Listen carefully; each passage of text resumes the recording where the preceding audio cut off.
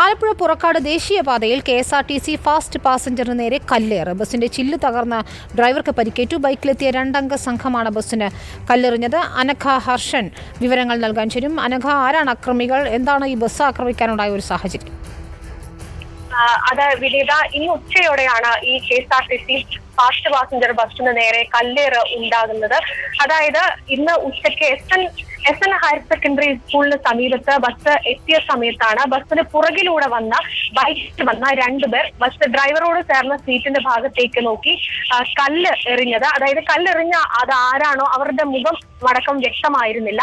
ഈ സമയം ബസ്സിന്റെ ചില്ല് തകർന്ന് KSRTC ഡ്രൈവറുടെ കയ്യിൽ ചില്ല് കയറുന്നൊരു ഇതുപോലും ഉണ്ടായിട്ടുണ്ട്. അങ്ങനെ ബസ്സിൽ 60ഓളം യാത്രക്കാരുണ്ടായിരുന്നു. ആർക്കും ഈ കല്ലേറിൽ പരിക്കില്ല. എന്താണ് ഇത്തരത്തിൽ കല്ലെറിയാനുണ്ടായ ഒരു സാഹചര്യം എന്നതിലൊക്കെ അന്വേഷണം നടക്കുകയാണ്. ഈ അമ്പലപ്പുഴ പോലീസ് ഈ വിഷയവുമായി ബന്ധപ്പെട്ട് കേസെടുത്ത് അന്വേഷണം നടത്തിക്കൊണ്ടിരിക്കുകയാണ്. വിനീത, ശരി. അനഘയാണ് ആലപ്പുഴയിൽ നിന്ന് വിവരങ്ങൾ നൽകിയത്. ബൈക്കിലെത്തിയ രണ്ടംഗ സംഘമാണ് ബസ്സിന് നേരെ കല്ലെറിഞ്ഞത്. ഏതായാലും ആരാണ് അക്രമികൾ എന്നത് സംബന്ധിച്ച് അന്വേഷണം നടത്തുകയാണെന്നാണ് അനഘ റിപ്പോർട്ട് ചെയ്യുന്നത്.